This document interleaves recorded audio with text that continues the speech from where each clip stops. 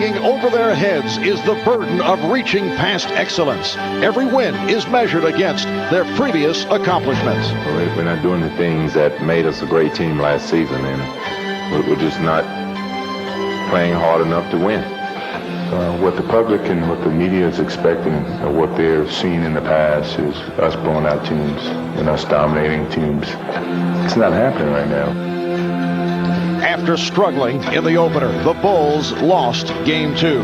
Along with battling the Hawks, do the Bulls struggle with lofty expectations or complacency? Even worse, do the Bulls struggle with each other? We got to have a bigger effort. We got to have a bigger effort from Dennis. We got to avoid the technical fouls that Dennis is getting, and he got to play. He just got to play the game and stop looking for the fans to give him the uplift and just play. Dennis hasn't really given us the effort that he's given us throughout the course of the season. I think that's obvious. You know, when I'm doing all the rebounding, he's not. I think that if he's not going to lead us in rebound, then don't lead us in technical foul. Are the Bulls starting to come apart? They've lost home court advantage of the series, along with their aura of invincibility. I'm not ready to push the panic button yet. I advise you guys not to do that either. Now questions surround the defending champions. Will they have the answers?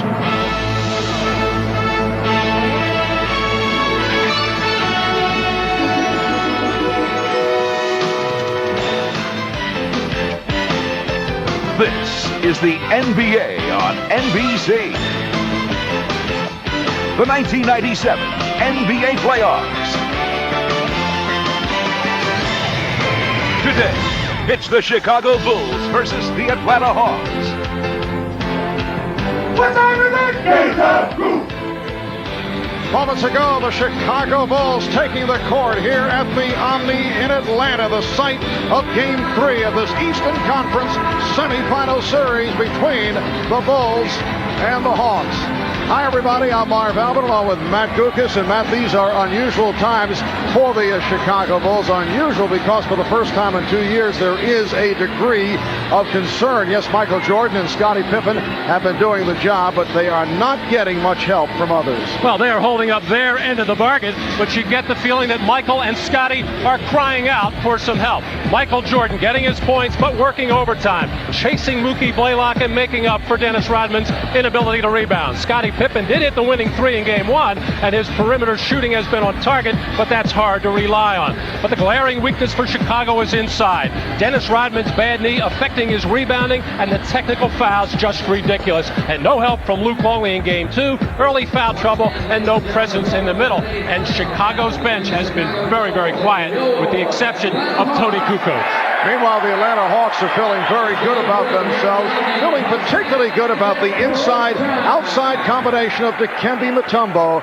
and Mookie Blaylock. Well, Dikembe is the defensive player in the year, so not much going on inside for Chicago. But what a bonus offensively. High percentage shot, drawing double teams, and he's on the offensive board. And the key man for Atlanta, Mookie Blaylock, and Mookie executing the pick and roll. If he's not penetrating, he's playing hide and seek and knocking down the outside shot. And the textbook pick and roll with the beautiful pass to Leitner. And when you're as hot as Mookie is, even the shots under pressure are falling.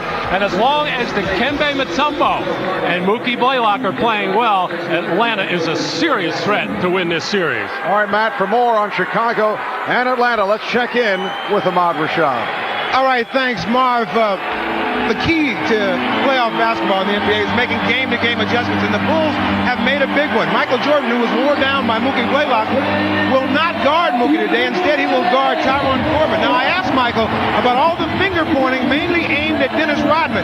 He said Dennis Rodman did deserve that finger-pointing, but he was not the only one. He said in order for us to beat this Atlanta Hawks team, everybody will have to step up and play well. Now, I asked Dennis Rodman just before the game if he would start, and he said, quite frankly, I don't deserve to start. I haven't been playing very well. And Marv, you know, I sort of cleaned up that language, but you get what I mean. He won't start. All right, Ahmad, well, this crowd very much into it. Coming up, it's Game 3 of the best of 7. The Chicago Bulls and the Atlanta Hawks, the first of our NBC playoff doubleheader. Well, on a 62-degree day here in Atlanta, some Olympic memories. Look at the Olympic cauldron.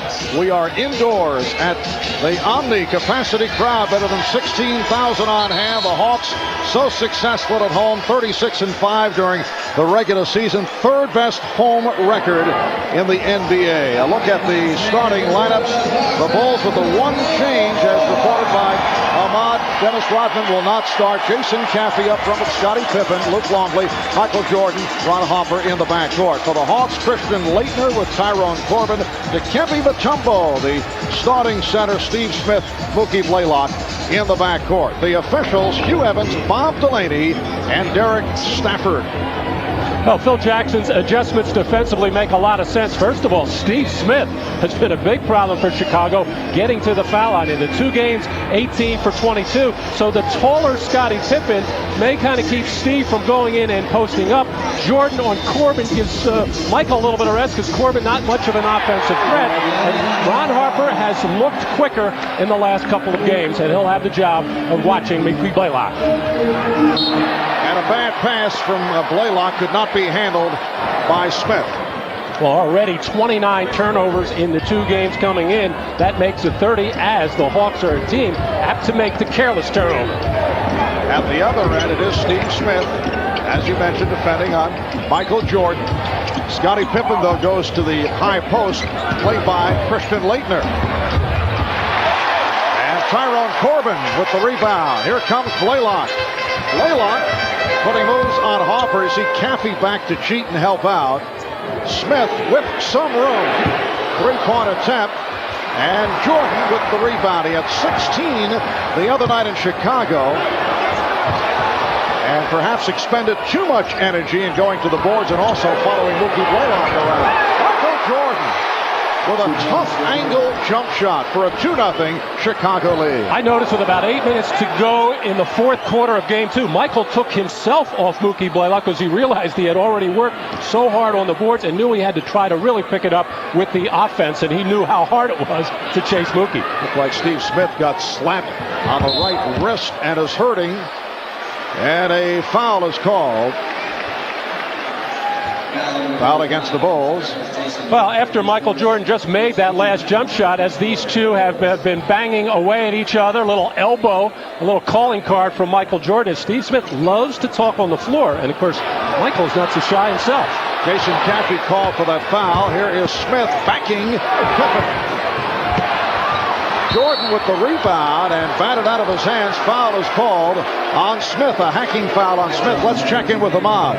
All right, Marv, the funny thing when you just saw that interaction between Michael Jordan and Steve Smith, Michael was telling me that Steve actually was trying to con him during the game. Every time up and down the court, he asked him, hey, what kind of car you driving to the game today? Next thing you know, he'd be holding him on the other end. So Michael said he couldn't get caught up in that. He'd have to be real physical against him today. Marv? All right, Ahmad, and here is Jordan firing. Mutombo with the rebound.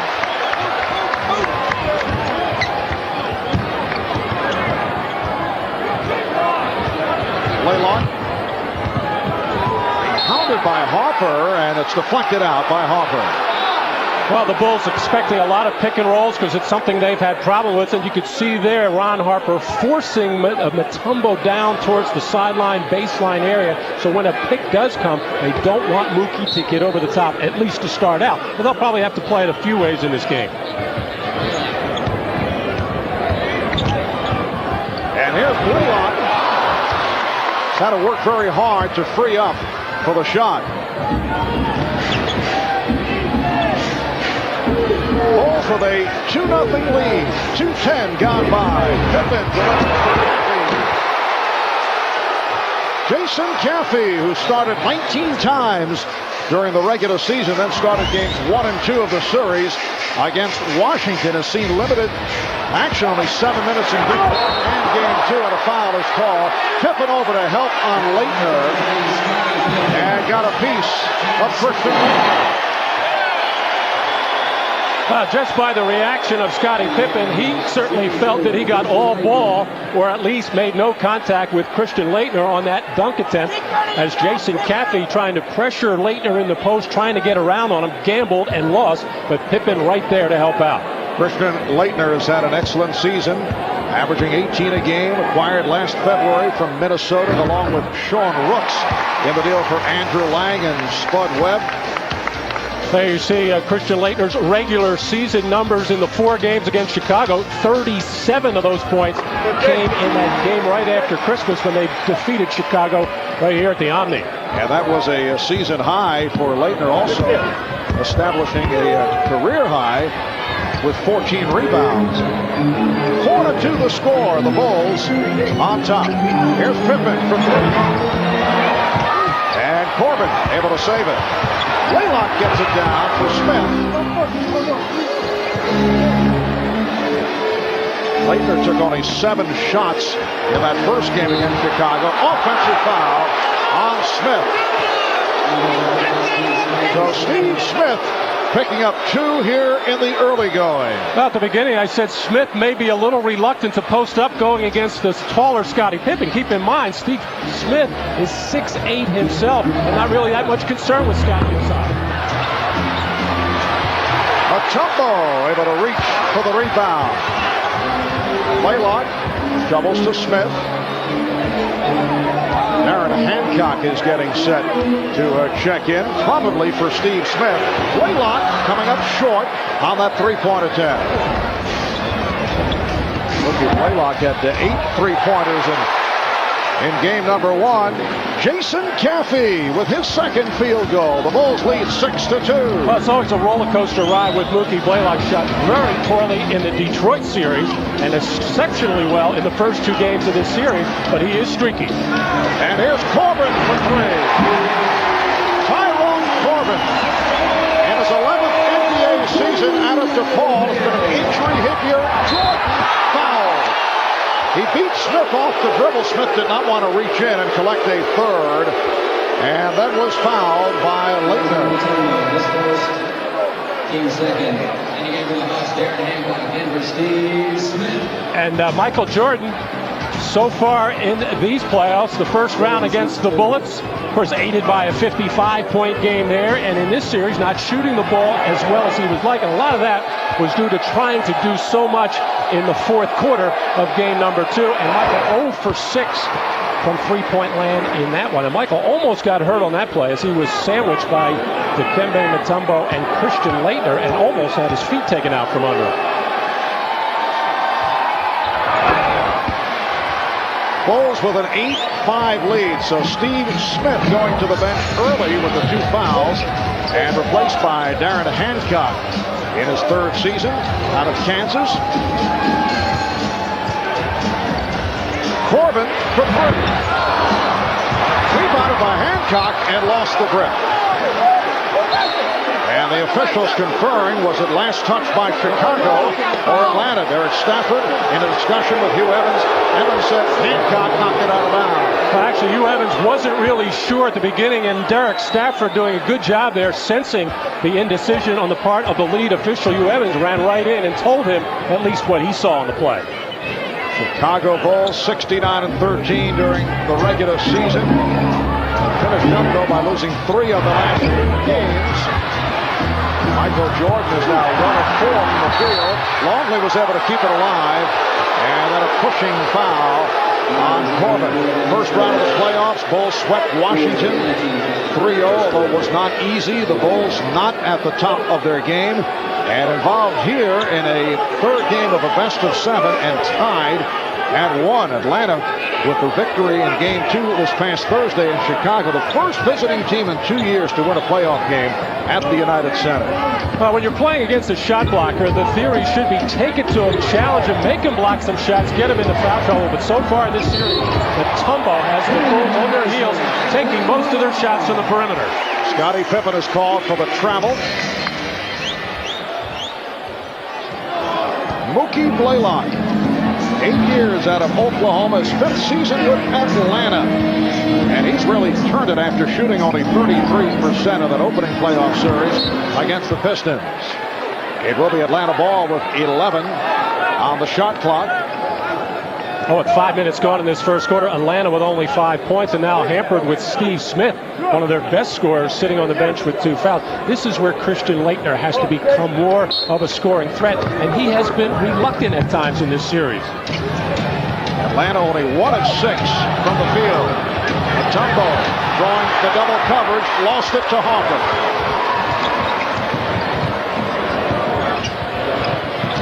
Pippen with the room. Yes. And the Bulls lead 10-5. Lenny Wilkins wants a timeout. Not only have the Hawks gone just 1 of 6 from the field, they have turned it over 4 times. The Bulls by 5. You're watching the NBA on NBC. Again on the halfway point of this first quarter, Chicago with a 10-5 lead on Atlanta. Bulls have been struggling in the playoffs, as we have been discussing, and struggling in all phases of their game, including at the defensive end. Well, Dikembe Mutombo holding that ball out there like the proverbial loaf of bread for almost anybody to take it, but Ron Harper taking a chance, leaving Mookie Blaylock alone, and then coming down and executing, getting the little stagger down screen for Scottie Pippen. But still, the Bulls settling for jump shots because they have in that back of their mind and in the front of their minds as well, Dikembe Mutombo patrolling that lane. And Michael Jordan trying to get the Bulls off to a fast start. Just 1 for his first 4. You see the Hawks only 1 of 6. And with turnover problems here at the start, Leitner trying to get involved. Banking Caffey. Christian Leitner hitting on his first field goal attempt. The Bulls lead by 3. For those who may have just tuned in, Dennis Rodman, who has been struggling, is coming back from the knee injury, not in the starting lineup. Jordan is now 1 of 5. Caffey, and rebounded by Corbin. Phil Jackson was telling us earlier. There's Corbin.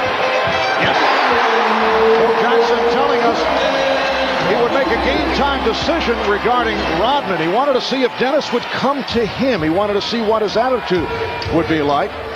We noted on Showtime that unusually Dennis Rodman was out shooting early, and that may have shown a sense of urgency. Foul on Corbin, who did not like that call, but Phil Jackson decided to go with Jason Caffey.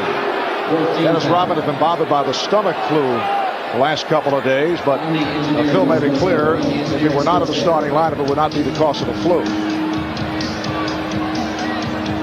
Apparently the 24-second clock and the game clock is out. That's the 24-second clock over the Atlanta basket at the Hawk end of the floor.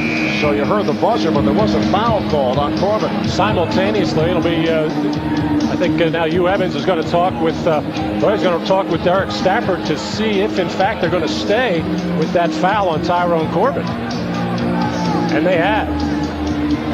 You know, the Atlanta Hawks coaching staff very happy that now we're back in order with both shot clocks and game clocks over the basket. The coaching staff very happy when Robert was in there because it let Mutombo roam free. Now Mutombo has to watch Longley, more of a scoring threat. Pippen eluding Blaylock and trying to hit the 3. Bulls trying to take advantage off the double team on Jordan. Oh, and a foul is called. Hancock was flying to the basket and the goaltend. The basket will count.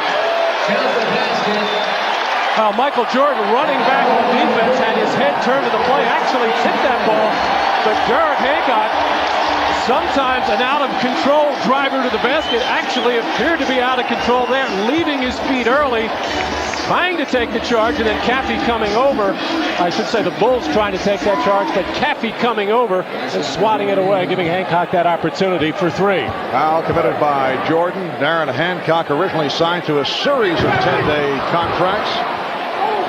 Played with San Antonio earlier in the year. Actually appeared in only 1 game with Charlotte for a couple of years. Also played a year in France. And getting the early opportunity today with the foul trouble plaguing Steve Smith. The rejection by Mutombo. And notice the wagging of the finger, not at Scottie Pippen, in the direction of the crowd. Well, Scottie Pippen starting to go to the basket now, but Mutombo almost surprised him there. And actually, Luke Longley has to find a seam in the lane there, top of the key, to get open for shots like that. And for Longley, his first attempt. And he's given the Bulls a 12-11 lead. Just under 5 minutes left in this first quarter. And off the pressure from Pippen, Leitner not able to hold on. So the ball back to Chicago. Turnover number 5 for Atlanta, and so far Ron Harper doing a terrific job on Mookie Blaylock. Good ball pressure and not giving Blaylock very many open looks. Was it deflected? Yes, it was. Last touch by the Hawks. And here's Tony Kukoc checking in, replacing Scottie Pippen. Scottie Pippen going to the hoop, and really no chance there as Mutombo had him lined up, and then Dikembe saying, no, no, no, but you're allowed to do it to the crowd. Phil is saying to the officials, I thought he was not allowed to wag his finger. He is not, in a taunting gesture towards one of the opponents, but as long as he looks to the crowd and doesn't look at an opponent, they are letting him get away with it. And Dennis Rodman is also checked in. Michael Jordan with his second field goal. It's 2 of 6, and the Bulls now lead by 3. And Dennis Rodman shedding the knee brace, looking for more mobility. He's matched with Christian Laettner. And you can see the philosophy by Lenny Wilkins. Go right at Rodman, make him defend. Mutombo with the rebound and foul. Oh, and Rodman and Laettner get involved. Laettner pushed Rodman away. Laettner looking at the official, Bob Delaney, looking for a call. Well, right to the post up, and Dennis Rodman knows he is a marked man because they don't respect his defense inside. When Laettner came across, he felt he got fouled on the play. And now what Christian Laettner has done in situations with Rodman, instead of just taking care of his own business, he has been complaining to the officials right away. Jordan stepping right in there, trying to keep Rodman from getting that early technical foul, which has been his trademark throughout the last couple of years, really.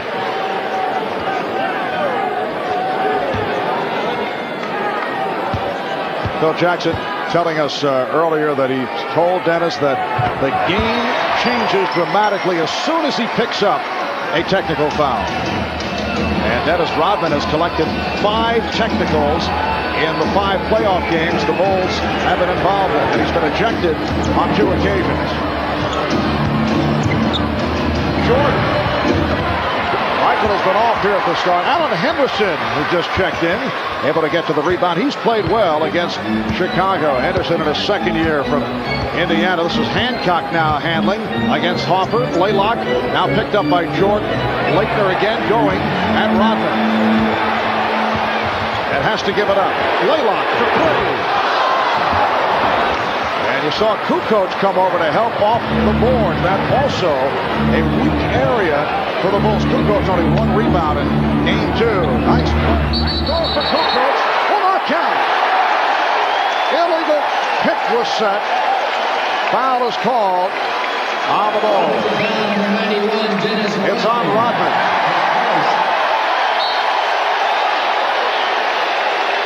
And a delay of game warning against the Chicago Bulls as Rodman holding on to the ball too long. And Tony Kukoc looked like he had a wide open drive to the basket. Mutombo will leave him to come over to help. And then just a little touch from behind. A very ticky-tack call there on Dennis Rodman. But that shows you the scrutiny he is under as the officials are watching his every move. The Bulls with a 14-13 lead. 3.5 remaining in this first quarter. And the call away from the ball against Chicago. It's number 2 on Rodman. Well, Christian Laettner starting to take Rodman inside on the cut. And then sticking out the left arm, and then the shove, the shed, trying to get inside position. And once again, you know, that looks like a play that both players should be allowed to get away with that, because I didn't see anything that should have been called a foul on either player. But once again, Rodman's track record hurting him and the Bulls. Well, the Bulls go over the limit with that foul. Rodman picking up 2 within 80 seconds. And it looks like Phil Jackson wants a timeout. 3 minutes, 16 seconds to go in the first quarter. The Hawks and the Bulls tied at 14. Well, Chicago Bulls coach Phil Jackson upset with that last call that went against Dennis Rodman. Phil telling Hugh Evans, Laettner hit him first. But as you look at Rodman's numbers, which are very unimpressive, the Bulls trying to get Dennis back into the series physically and mentally. We talked about that with Phil Jackson. Dennis is affected by, particularly by us putting pressure. He's not affected by the press. He's affected by the referees. And we told him basically the refereeing changed when you got a technical in the second half of the ballgame. Suddenly everything was a foul, and they went to the foul line an unbelievable amount of times. We've got a lot of calls that went against us, and we've got to continue to maintain a positive attitude. And Phil Jackson sees the trouble that Dennis is having and the problems causing his team, has him on the bench with those 2 personals, but the officials are going to give him that early technical, call the fouls on him, almost as a stun gun to take some of that vim and vinegar out of him. Michael Jordan now 2 of 8 here at the start. We're just under 3 minutes left in the first quarter. Eldridge Kastner, who's been effective against the Bulls, now handling with Jordan defending. Tony Kukoc in a battle with Alan Henderson. Henderson makes the turn. Mutombo missing on the rebound. Mutombo with another opportunity. It counts. It's the foul. And you see the look of disgust on the face of Phil Jackson, clearly upset with Luke Longley here, as Tony Kukoc doing a reasonably good job of making Alan Henderson take a very tough shot. But there is no reason for Longley to lose contact with Dikembe Mutombo. Mutombo has been going strong and hard to the offensive glass, and nobody has been getting a body on him. There's Brian Williams checking in. Michael Jordan will sit down. Scottie Pippen is back. Luke Longley departs, picking up a second foul. Scottie Pippen only 1 of 5 from the field. Dikembe Mutombo has not been able to be handled effectively once again by the Bulls. He has 5 points, 6 rebounds, 1 block shot. Randy Brown getting it ahead to Jason Caffey, eluding the pressure by Atlanta. The Hawks now lead 18-14. Pippen trying to post up with Blaylock on him. Here's Williams. Rebounded by Henderson. A rare scoring opportunity and a good one for Chicago in the lane. Very few shots inside as the lurking presence of Dikembe Mutombo is in the minds of the Chicago Bulls. Brian Williams playing despite a sprained right knee. An MRI was negative. He had come into the series with a minor hip injury.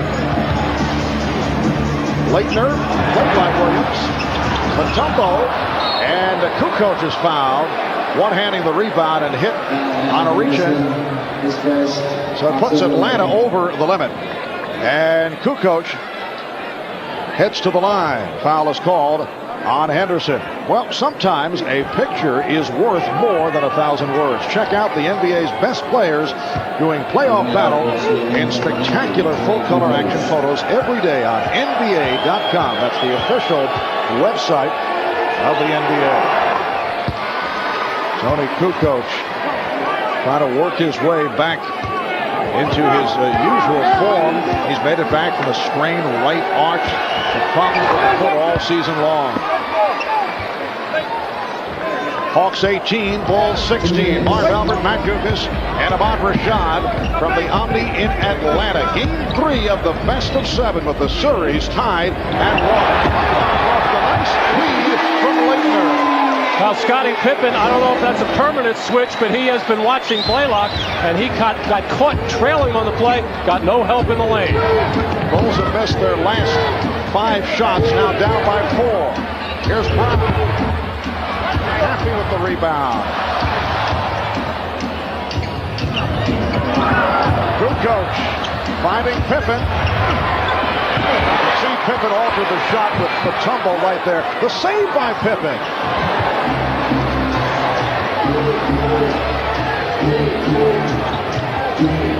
Coming up on 1 minute remaining in this first quarter. Well, Brian Williams to the left hand, and it cuts it to a 2-point Hawk lead. Well, for once, the Bulls got Mutombo out of the lane as he was watching Jason Caffey only about 17 feet away, but it enabled Brian Williams to cut across the lane and at least get a shot off in the paint. Brian Williams being very physical with Dikembe Mutombo, and he's called for the foul. Mookie, in effect, playing the shooting guard position, just going around, curling around Mutombo, and Scottie Pippen following him, as I'm sure the Bulls would like him to do, but I'm sure they don't want Brian Williams to play help defense like that, as he was hugged up tight against Mutombo instead of stepping out and bumping Mutombo at least and making him go wide. I should say bumping Blaylock and making him go wide. Dikembe, a 70% free throw shooter. He has had a terrific season. Spent 5 years with Denver, signed with Atlanta as a first player in NBA history to lead the league in block shots 3 straight years. This year he finished second, 3.5 per game. 21-18, Atlanta. Williams got the step and rejected. Meanwhile, it cost him. He turned around to wag the finger at the crowd, and he did not pay attention, and that's why the Bulls were able to take advantage. Perhaps a lesson learned there. We'll hear about that from Lenny Wilkens. Blaylock with 20 seconds to go in the quarter. Nice play by Randy Brown. Randy Brown, an excellent defensive player all over Mookie Blaylock.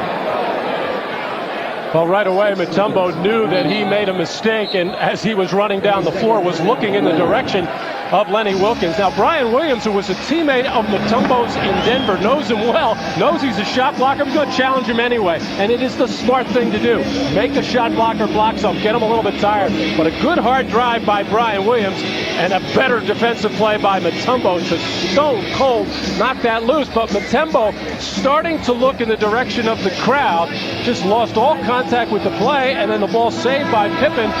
As here it is again from an over-the-top look. Dikembe Mutombo just stopped playing, the wave to the crowd, and then the save right into the waiting arms of Scottie Pippen. I have a feeling Dikembe will cut down on the entertainment phase of his game. Let's check in with Ahmad Rashad. Ahmad? All right, Marv, during that timeout, Lenny Wilkens did not say anything to Dikembe. He was just dealing with the problem at hand, and that is trying to stay in his ball game. Marv? I think it's one of those situations, Matt, where nothing had to be said at the moment, because Dikembe knew. You could see that sheepish look as he focused on the Atlanta bench. He knew he made a mistake. And Lenny Wilkens' demeanor is such that he is not going to further embarrass a player, especially during the course of the game, and he may never say anything about it. You're right, Mark. They may just look at it on tape, and Dikembe knows the mistake he made. 6 on the shot clock. 19 seconds left in the first quarter. Rick Kastner inbounds, and it's deflected out by the Bulls, down to 4 on the 24. Neither club has shot well in this first quarter. Atlanta 6 of 16, and Chicago 8 for 23. Now Henderson throws in. Down to 2, down to 1. From downtown.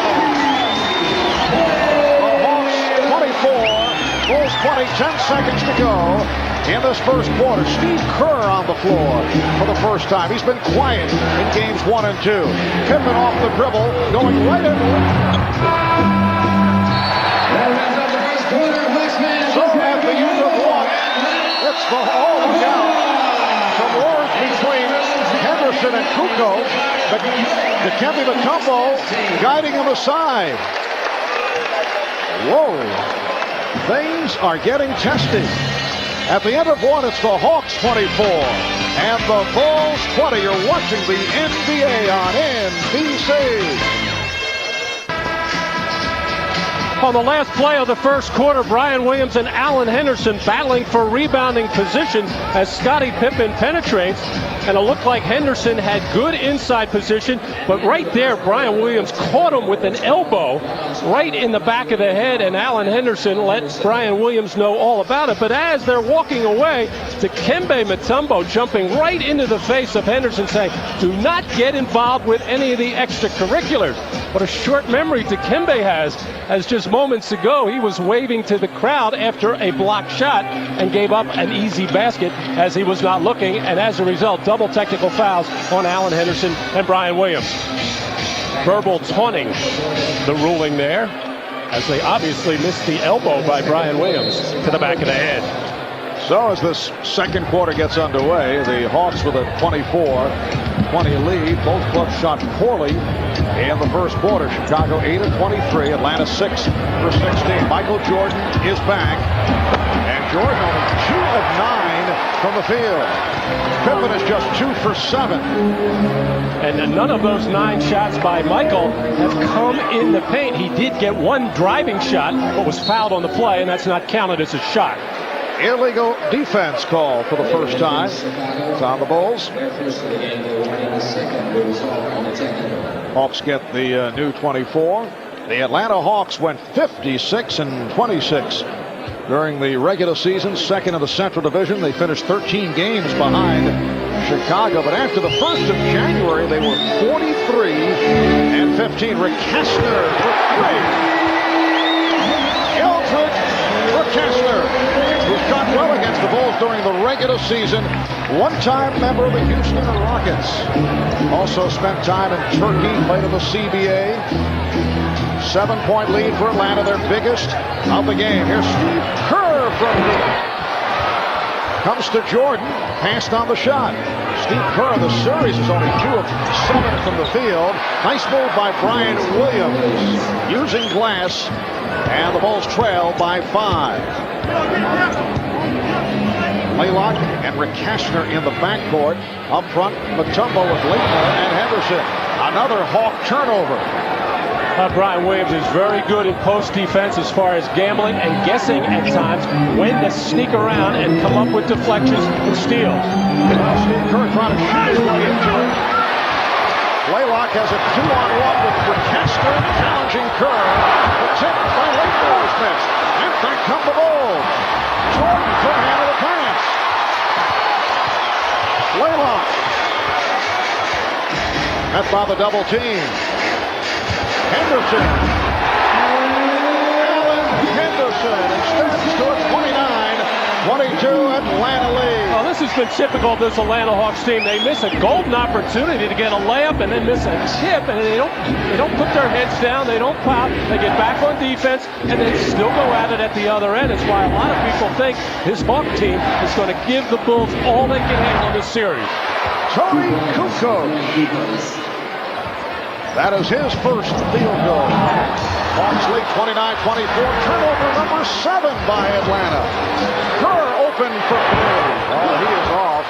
Kukoc, Tony Kukoc, able to get to the boards, and he cuts it to a 3-point Atlanta lead. Well, Steve Kerr on his last 2 3-point attempts has been so wide open and has had too much time that you start to think he would like somebody to be running at you and put some kind of a semblance of a hand in your face. Illegal defense against Chicago for the second time.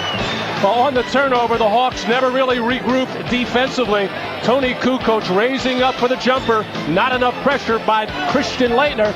And then after the turnover, Steve Kerr trailing the play wide open. But Tony Kukoc, again, nobody getting a body for Atlanta on him. Gets the easy putback. And now Rick Kastner hits the technical off illegal defense. 9:18 remaining in this first half. The Hawks 30, the Bulls 26.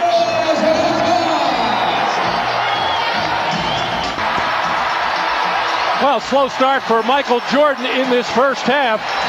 Just 2 for 9 from the field, 2 for 2 from the line. All of those shots, with the exception of the drive to the basket, coming from the perimeter, as the Hawks doing their level best to keep him on that perimeter. And when Michael does start to think about going to the lane, there is Dikembe Mutombo, and that'll make you pull up for a lot of jump shots. A little early to start talking about some of Michael's poor playoff games, but there they are. We're used to putting up those 40s and 50s, but Michael will, I'm sure, hang in there and keep firing away. Our production staff trying to balance all the good words over the years that have been expressed regarding Michael Jordan, but lots of time remaining. Only 3 minutes have gone by in the second quarter. Henderson battling for position, played well by Kukoc. Shot clock at 5. Corbin trying to shut down Jordan in a shot that went short, saved by Williams. Brian Williams done a nice job since coming on for Luke Longley. Came on after Longley committed a second foul.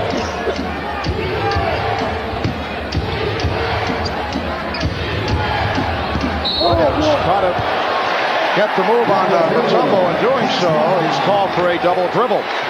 I think it's unfair to characterize just because Michael has a game in the low 20s or even in the teens that he's not playing a good game. Nothing could be farther from the truth, but when you're used to seeing a guy like Michael Jordan averaging 30 a game, you almost take it for granted. But Michael plays defense, he passes, he rebounds. He does not have to score in the high 20s every time out. And an adjustment made today. For the most part, he has been defending on Tyrone Corbin rather than chase around Mookie Blaylock. Here's Corbin firing for three.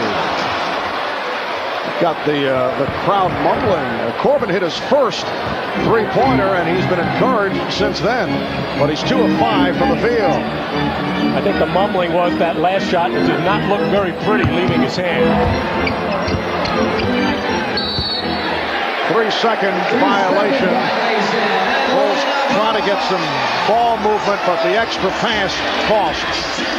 Dennis Rodman sitting it out, played briefly in the first quarter, picked up 2 fouls within 1 minute and 20 seconds, and Phil Jackson put him back on the bench. Wow, the frustration with the stomach flu, the bad knee, he's playing poorly, he's having fingers pointed at him as the biggest problem. So you can imagine what's going through that mind. Steve Smith is back on the floor, picked up 2 early fouls, being guarded by Scottie Pippen. Shot clock running down. Hawks are forcing some difficult shots with the good defense by Chicago. Jordan finding the opening. 8 points for Michael Jordan. And the Hawks now lead 30-28. And Michael right away acknowledging to Brian Williams, who's doing a good job coming over to set that screen. Steve Smith was fouled. He was blocked on the play, and he will shoot 2.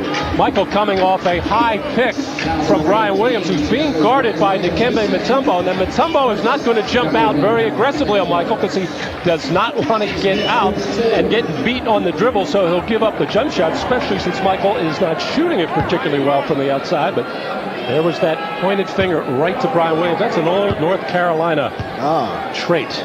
When anybody either makes a good pass or sets a pick or does something good out on the floor, that little pointed finger. I thought it started at your alma mater, St. Joe's of Philly. I think it did before me. I see. And I won't even go into the area about broadcast. No. Steve Smith with his first point of the game. 3-point Atlanta lead. Pippen lost his balance, able to recover. Jordan finding Kerr. Yes. Steve Kerr with his first field goal. And the Bulls are within 1. And Steve will say that is more like it. He had Eldridge Rakaska running at him, challenging the shot rather than being left wide open. Much more comfortable for a shooter. Oh, Henderson nearly left his feet. Henderson. It's Humble. On the rebound. He has 8 points, 8 rebounds. Hawks by 3. Williams setting the screen. Here's Jordan. Michael getting better shots now. He has 10 points. Hawks by 1. And a little closer to getting nearer the basket. That time Michael took it inside the foul line, almost to the dotted line. Starting to get comfortable getting towards Mutombo. Alan Henderson firing that hook shot up off the glass. Henderson continues to play well. Second field goal, he has 4. And the Hawks lead 35-32.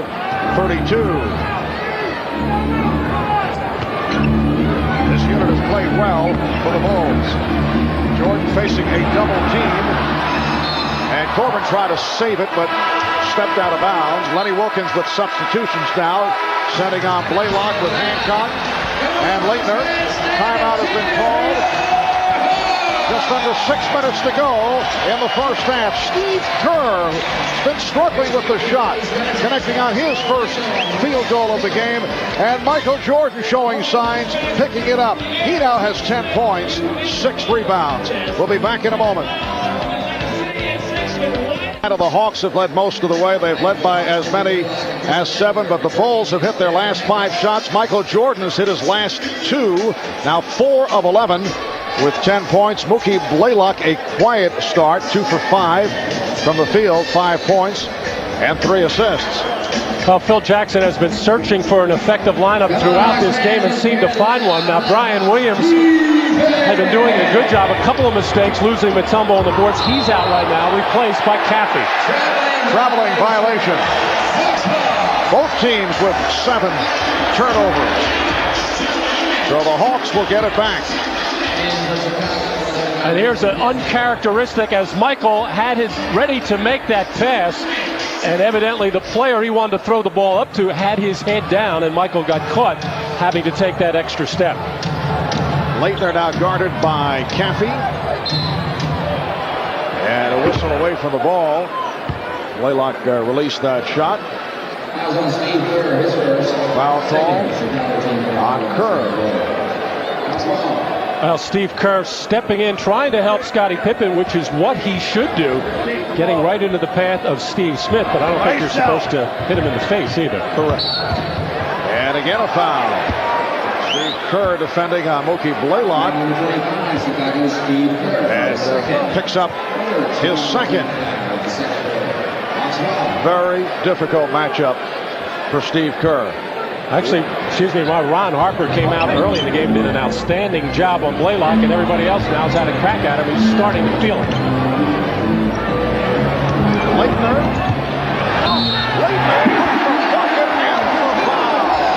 had a notion to shoot from the top of the circle and went to the drive, and he heads to the line. Well, that ability to shoot the perimeter shot will get the defender up on him, but a poor defensive job on the part of Jason Caffey as he came out straight up, and no way you're going to be able to keep him from getting to the basket. Leitner has that 16 to 18-foot jump shot. You saw the drive to the left. He will commit those careless fouls, and you got to be very physical with Leitner, which is what Dennis Rodman likes to do, but then that's what gets Leitner complaining. And here's the guy that will be physical with him, and Rodman right now, with the way that he is playing, the foul trouble that he has, might as well just try to blank everything out. Because you never know what he's thinking when he's playing, and just play Dennis Rodman basketball. That's how he can help the Chicago Bulls most, instead of getting into these little altercations with other players and referees. 3-point play by Leitner extends to a 6-point Atlanta lead. Michael Jordan called for that foul on Leitner, his second. Scottie Pippen not able to get into it. Pippen. Tip missed by Caffey, but he's able to recapture. And the Bulls have a new 24. Harper is back, so Harper and Jordan in the backcourt. Rodman, Pippen, Caffey up front. Nice pass from Rodman to set it up for Pippen. Well, there's no need to be shy about going to the basket with Mutombo out of there. But as we speak, Dikembe on his way to the scorer's table to check in. Atlanta with the ball and a 4-point lead. 4:25 left, first half. Smith for 3. Oh, Steve Smith drilled it. That is his first field goal. Steve Smith has had an excellent season, led the team in scoring during the regular campaign, averaging better than 20 per game. Hawks by 7. Jordan. Rebounded by Leitner. Smith with the opening 3.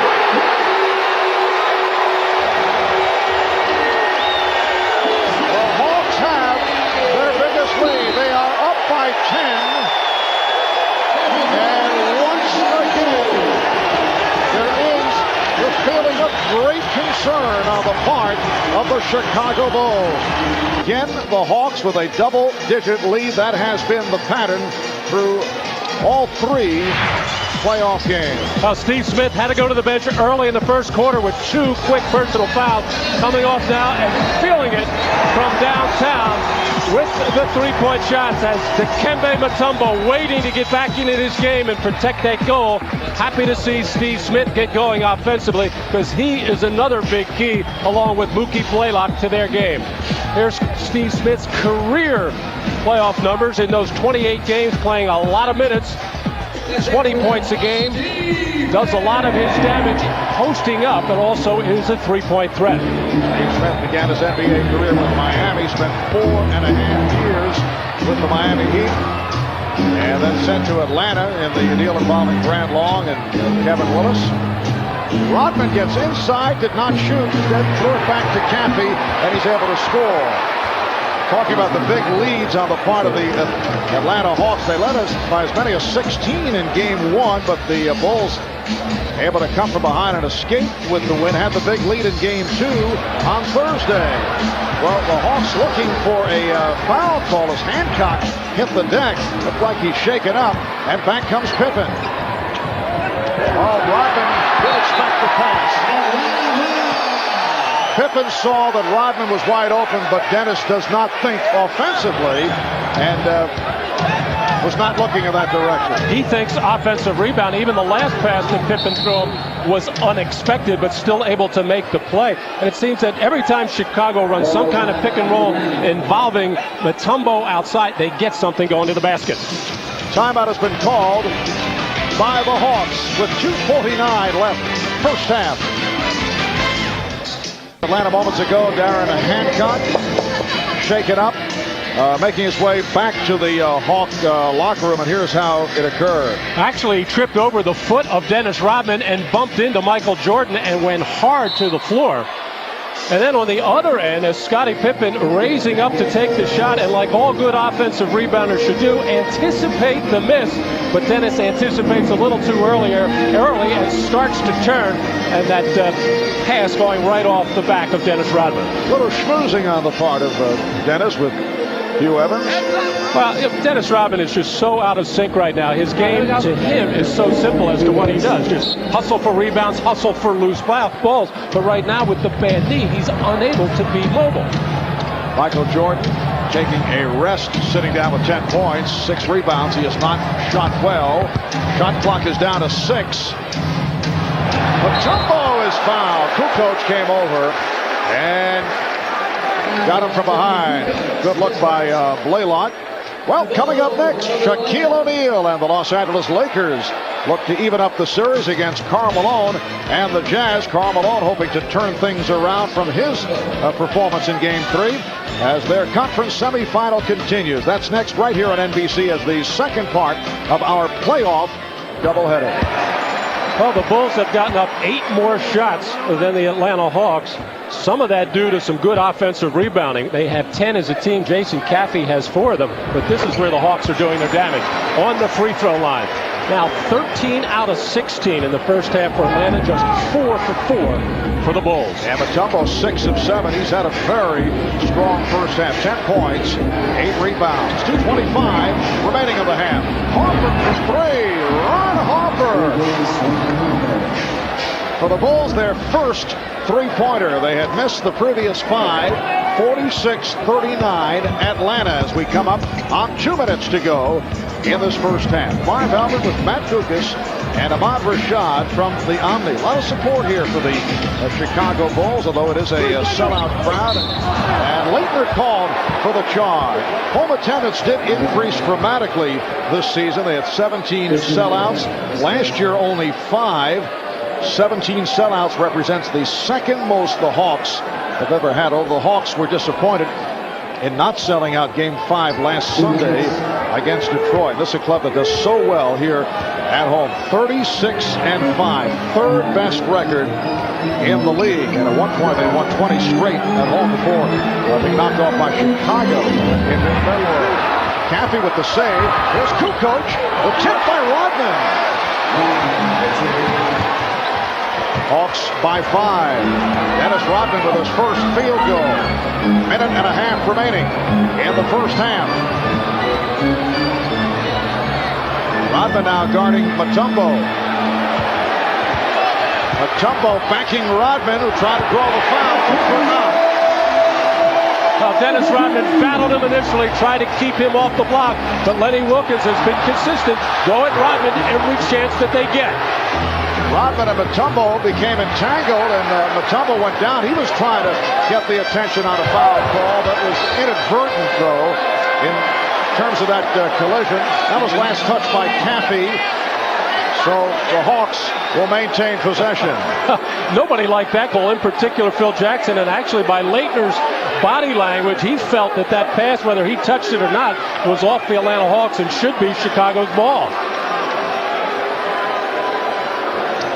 Atlanta by 7 with a minute left. First half.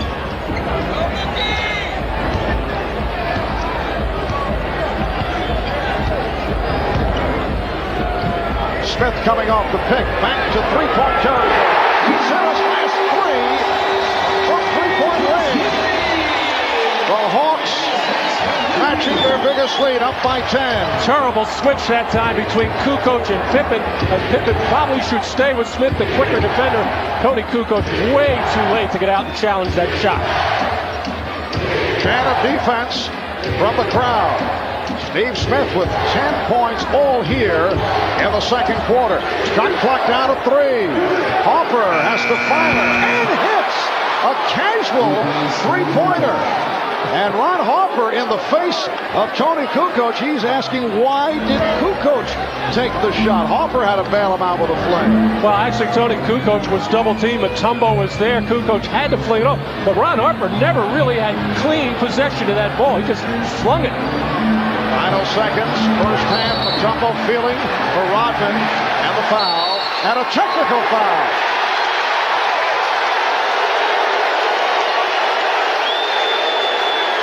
So here we go.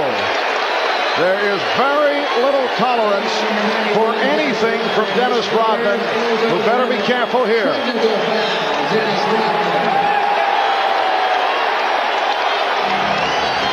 The technical on Rodman as a follow-up to his reaction to the foul committed on Mutombo, but there is zero acceptance for anything that Rodman does. Here's another look. Well, Dennis Rodman at 6'7", obviously giving up the huge height advantage to Mutombo, has to do it with the low base, trying to push Mutombo out there. But after the foul was called, and then the slap of the ball out of the hands of Mutombo, the reason for the technical.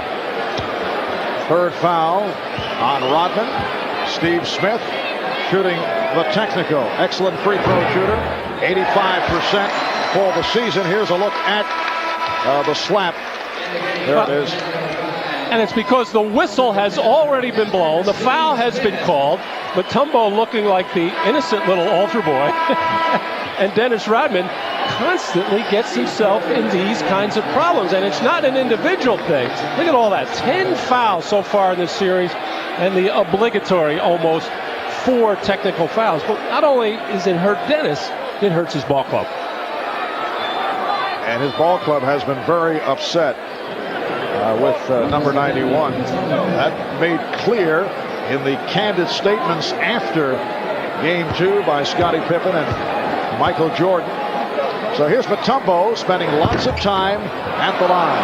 Now 6 of 8 at the free throw line. We're down to 5.5 seconds remaining in this first half.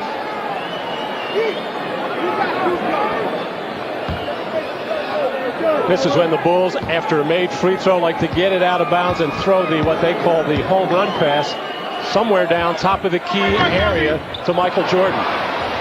Well, Pippen is fouled.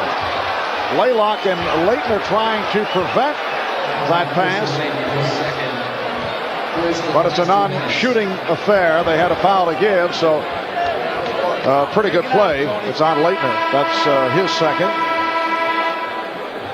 Actually, a very smart play by the Atlanta Hawks to keep Pippen from getting on any kind of a run towards the front court or make that long pass. Now the defense can get set. 3 and 6/10 seconds remaining in this first half. Judd Bushler has come on, as has Michael Jordan. Jordan off the double team, finding Pippen, and is able to take it to the basket. Well executed by the Bulls. 0.5 of a second to go. So at the half, the Atlanta Hawks with a 52-46 lead on the Chicago Bulls. Dennis Rodman continues to plead his case to the official Bob Delaney.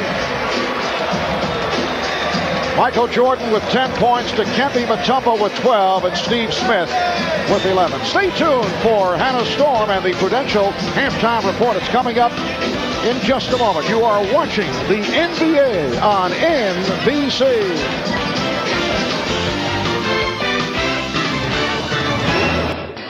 Welcome back to the Omni in Atlanta, where the Hawks have a 52-46 lead on the Bulls. Marv Albert with Matt Gukas and Ahmad Rashad. A 6-point lead despite the fact that Mookie Blaylock has been relatively quiet, only 5 points. Christian Laettner has attempted only 5 shots. Let's check out the Middle Light halftime statistics and the big numbers here, Matt.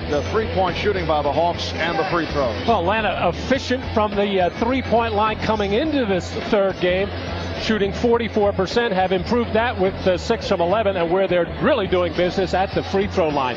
14 for 19 already to only 4 for Chicago. And Steve Smith getting off to the slow start because of foul trouble, coming on late in that second quarter, getting open from that same spot beyond the arc. 3 of 4 from downtown for Smith.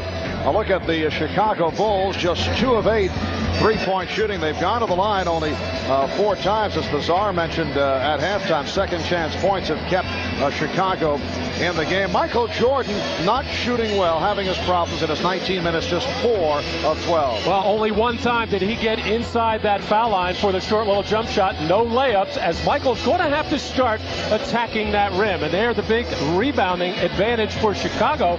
Most of that because of the offensive rebounds, 12-7, getting 16 points on those 12 offensive rebounds. Kevin Mutombo, the high man in the rebounding department for Atlanta, with 8. 6-point Hawk lead. We'll be back with the second half in a moment. Shot back in Atlanta. Lenny Wilkins told his team at halftime a couple of things. One, too many easy turnovers. The other thing he was bothered by was the defense. He said that the Bulls were getting to the basket too easy. Wanted the big man to step up on the pick and roll, keep him off the basket. Now, Phil Jackson very upset at his team. Said his offense was stagnant. They throw the ball into the post, nobody on the cutting lanes, and said they just got to turn it up to stay in this ball game. Marv? All right, thanks, Ahmad. Remember, in game 1, the Bulls trailed by 11 at the half, down by as many as 16, but came back with a very strong third quarter, led by Michael Jordan, who had 20 in the third quarter. This is what upset Phil Jackson. And then in game 2, this past Thursday night in Chicago, the Hawks able to break it open with a 19-3 run early in the fourth quarter. Bulls were able to come back after they were trailing, and then the Hawks put it away. Here's Jordan. Michael Jordan gets the third quarter going with that short jump shot, and the Hawks now lead by 4. Well, both Michael Jordan, Scottie Pippen, 4 for 12 in that first half. Obviously, that's going to have to improve, but also Chicago needs contributions from Luke Longley, Dennis Rodman, and Tony Kukoc. Well, Scottie Pippen with the block shot. And Jordan gets the call on the continuation. The basket counts, and the foul. Well, Steve Smith taking way too much time to release the shot, giving Pippen an opportunity to get back into the play. And then Michael Jordan, they say he was fouled before he got into the act of shooting. Made the change. At first, the indication that the basket counted. Foul was called on Blaylock. Oh, dangerous pass thrown by Longley. Harper eluding Blaylock. Ron Harper has come up strong. He has 8 points. Done it at both ends. Earlier we're talking about the job he had done on Mookie Blaylock in the early going. Well, the Bulls are known for their ability to pick it up at the defensive end, put lots of pressure on, force some misses, and that's how they get their offense going. Laettner blocked from behind by Jordan. And suddenly there are signs for the Bulls here at the start of the third. Anytime the offense is suffering, this is how you get yourself going. And it can be a play like that. They already have a couple of block shots to start this third quarter. A rebound, an outlet pass, a fast break. But the Bulls definitely do need a jump start. Shot clock down to 3, 2, Blaylock. And he drew the foul. Foul on Harper.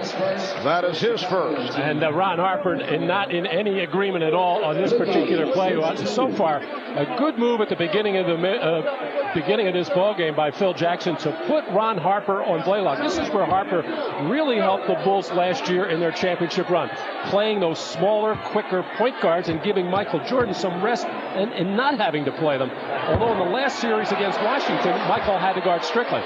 Here's why Harper is upset on this call. Well, half penetration by Blaylock, coming from behind, waving at air. But in the opinion of referee Hugh Evans, got some body. Blaylock is 75%. free throw shooter. It's been a quiet game thus far for Mookie. He's playing on a sore ankle that required treatment a number of times during the course of the week. Didn't stop though in games 1 and 2. Looked like Caffey stepped out. He's on the baseline. So the ball back to the Hawks. Lenny Wilkins going with Mutombo, Leitner, and Corbin up front. Blaylock and Smith in the backcourt. Michael Jordan on the way back giving some words of encouragement and admonishment to Scottie Pippen. Say, take the ball to the basket yourself. Take the shot yourself. Leitner getting good position. Leitner taking Caffey down deep. Solid game for Christian Leitner. He has 11. The Hawks have a 5-point advantage. Pippen played by Corbin. Corbin got picked off. Mutombo switching out on Pippen. So Leitner playing Longley. And the foul is called on Leitner.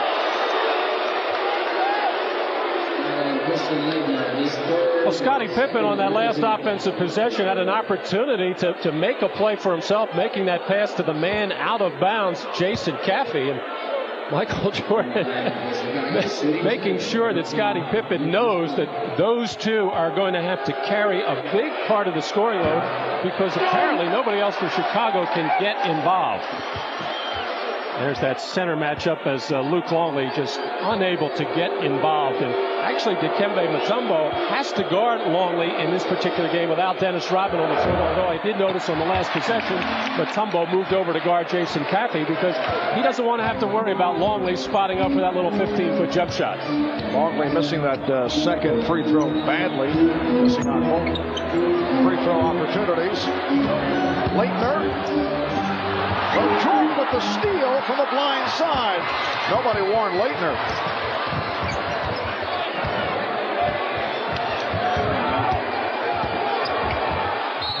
Jordan foul.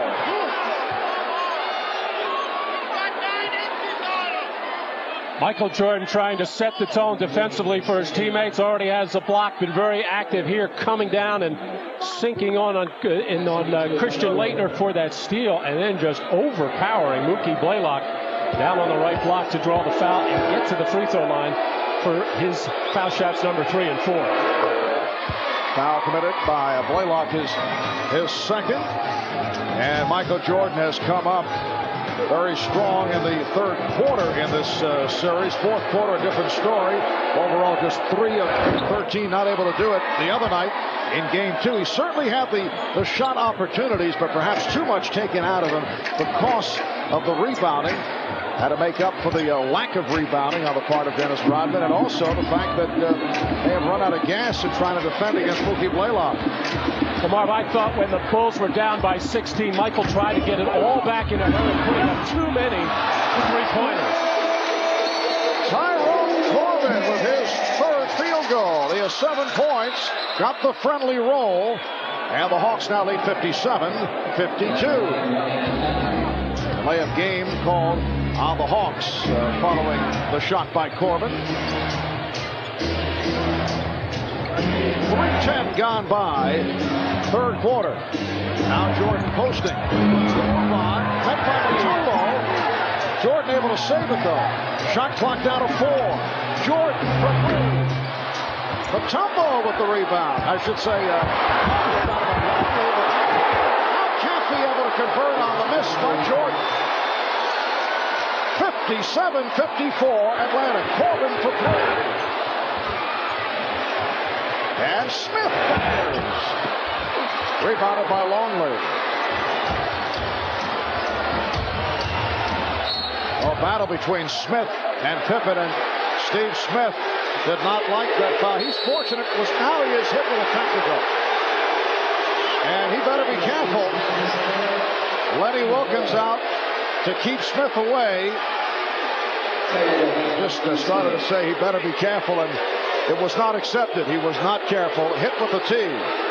You know, when the officials set the tone in the beginning of the game on how they're going to officiate Dennis Rodman, the other players on both teams have to take their cue from that, because the officials are going to look bad if they're going to call the quick technical or the quick foul on Dennis Rodman, and then when another player overreacts or reacts in kind and they don't call it, it's going to look different. So Steve Smith, kind of a little bit of a touch foul there, just a little slap of the arm, and maybe not a real strong foul there, but you've got to accept it and move on. But once you start barking at the official, waving your arm, you got to get teed up.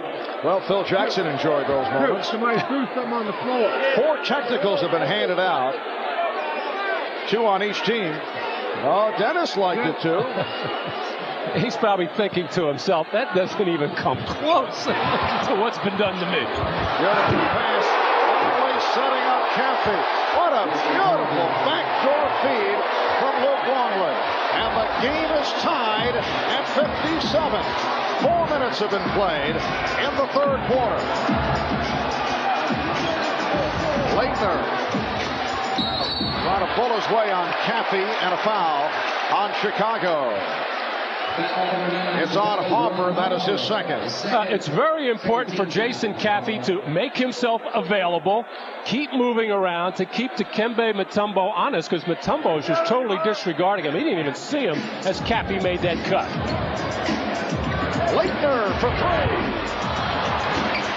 Jordan with the rebound. 7 rebounds for Michael Jordan. Pippen with the room. Scottie Pippen. The Chicago Bulls have come from behind, trailing by as many as 10. They now lead by 2.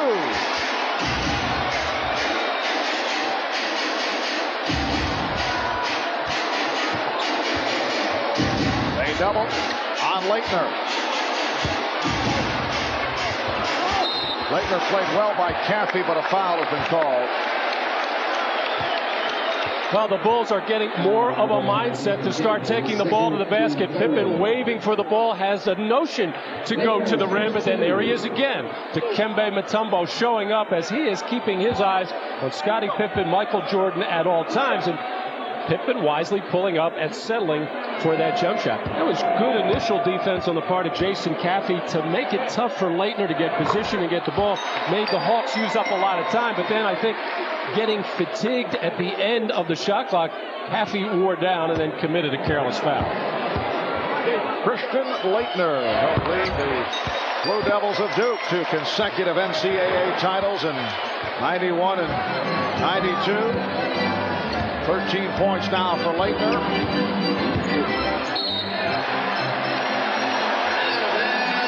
And Scottie Pippen stepped out. Ball back to Atlanta. And the Hawks want to talk it over. Just under 7 remaining in the third. The game tied at 59. Back in Atlanta, look at the Centennial Olympic Park, about 3 blocks from the Omni. The Omni, incidentally, the site for Olympic volleyball last summer. All those Olympic memories, Matt, when you would try to encourage Bill Walton to sneak away, stay away from us, to come here to the Omni to watch volleyball. Couldn't stop him. Well, Michael Jordan struggling at 5 for 15, so some of the other Bulls getting involved in this third quarter. Ron Harper, Jason Caffey on the cut, and Pippen pulling up and putting one right in the eye of Dikembe Mutombo. And in this third quarter, Michael Jordan 1 of 3, 5 points. Jason Caffey's done a nice job. Overall 10 points and 7 rebounds. Caffey in the starting lineup today instead of Dennis Rodman. The game is tied at 59. Just under 7 minutes to go in the third quarter. Mutombo working on Longley. And a foul. That's 3 on Luke Longley. Well, before the game, we saw assistant coach Bill Cartwright spending a lot of time with Luke Longley just in that area of the floor, giving instructions to Luke on how to defend Dikembe Mutombo. Not the smoothest offensive player in the world, Dikembe, but very effective with that hook shot.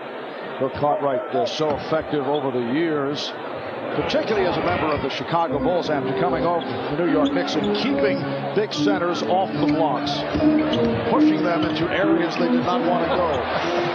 And using those elbows adroitly. He would say guiding them. Oh, a sweeping hook by Mutombo. It wasn't very pretty, but it is effective. Hawks 61-59 over the Bulls. Mutombo, 14 points. Cappy now being guarded by Mutombo. Shot clock at 5. Pippen for 3. Air ball.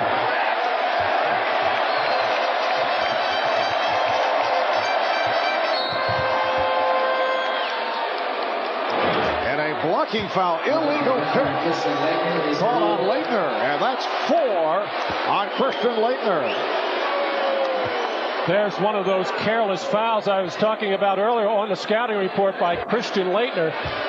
When he's involved in and around the basket, big body like that, he will be involved in a lot of contact. He can't afford to pick up a blocking foul like that 28, 30 feet away from the basket. Look at the rebounding rundown. Bulls with the decisive advantage in the first half off the boards. Rebound number 5, collared by Leitner. Hawks with the ball, they lead by 2. Blaylock was a rushed shot. And Leitner may have gotten away with another one there as he set a high pick for Mookie Blaylock to come up. And the pick and roll has been such a good play for Atlanta, but Christian Leitner can't afford to be setting those picks right now with those 4 personal fouls. Little right to left pick and roll as, Christian Leitner just turned the shoulder and the hip right into the defender, Ron Harper. Should have been called for another foul. Alan Henderson has come on, replacing Christian Leitner. Henderson able to handle that rebound. 5 minutes remaining in this third quarter. Marv Albert, Matt Guokas, and Ahmad Rashad from Atlanta. And Mutombo going to work on Longley. Pulls another hook shot out of the arsenal.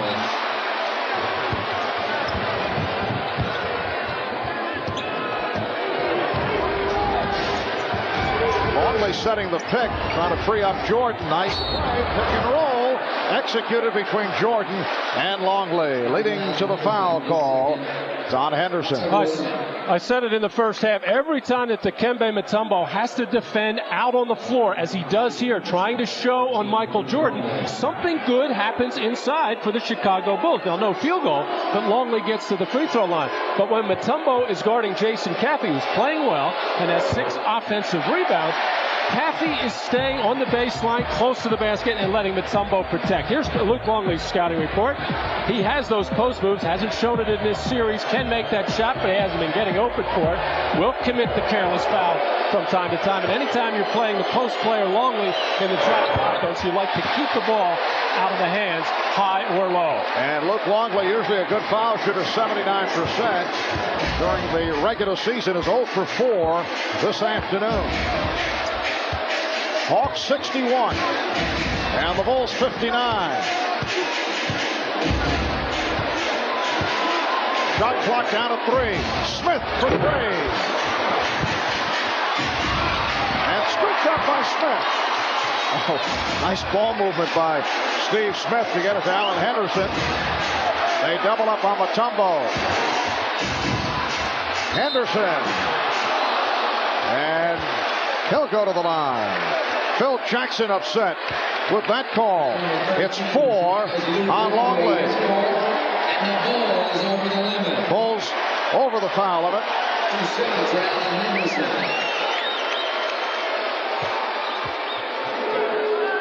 So Alan Henderson to the foul line. A 60% free throw shooter. Played only 30 games during the regular season due to acute viral pancreatitis. Phil Jackson reacting to that last foul call on Luke Longley. And what he's trying to demonstrate to the referee is that Longley stood still, held his ground, and Alan Henderson just barged right into him. Atlanta by 3 points. Hawks have led by as many as 10. Bulls led briefly at the start of this third quarter. Pippen being played by Mutombo. Now Longley. And we get the whistle Pippen was able to sense that mismatch, and a pushing foul is called on Henderson. Well, next Sunday, become a part of television history, an epic adventure, the incredible voyage, the ultimate saga. And I have so many more adjectives to throw at you, Matt. The Odyssey coming to NBC next Sunday. Well, we're going to need another adjective for Luke Longley's free throw shooting, 0 for 4, and now make it 0 for 5. But once again, Scottie Pippen played on the perimeter by Mutombo, and every time the Bulls can lure him away, they can get something inside. So, instead of staying with the triangle offense all the time, and it's hard to change because that's been so good to them, but in playoff years past, the Bulls have gone to other things like spreading the floor, letting Michael Jordan handle at the top, get into the teeth of the defense, and create. So Longley is now 1 of 6 from the line. Hawks 62, Bulls 60. 3:25 left in the third. The play by Pippen to knock it away from Mutombo. Pippen pushing down. Pippen all the way. Oh, what a move. Scottie Pippen going the distance, and he's tied the game at 62. They have been few and far between for Michael Jordan, Scottie Pippen, and the whole Chicago Bulls because of the presence of Mutombo, but Dikembe stayed at the other end of the floor that time. Blaylock. Mookie now forcing the issue here in the third quarter. And Mookie went down, slow to get up. Looks to be all right. Harper for 3. Longley with the rebound and the bucket. That's what the Bulls have wanted to see from Luke Longley. Well, Scottie Pippen so aggressive at the defensive end in this third quarter, getting the fast break opportunity, seeing no resistance in front of him, taking the ball right to the rim. And then Luke Longley taking advantage of the opportunity with no Dikembe Mutombo in there, out on the perimeter, and Luke throws it down. Well, moments ago, former Chicago Bull player, now assistant coach, getting into the ear of Luke Longley, pointing out, I'm sure, some of the positive things that Luke has done in this third quarter, but also asking Luke, where has your foul shot gone? And Luke trying to show him, I still have the stroke, I just can't put it in the basket. Cartwright, the mentor here of Luke Longley. The Bulls now lead 64-62 with 2:25 remaining in the third. The Hawks only 3 of 12 shooting in this third quarter. And he has gone cold. Pippen with the post for 3. And Caffey continues to do the job off the boards.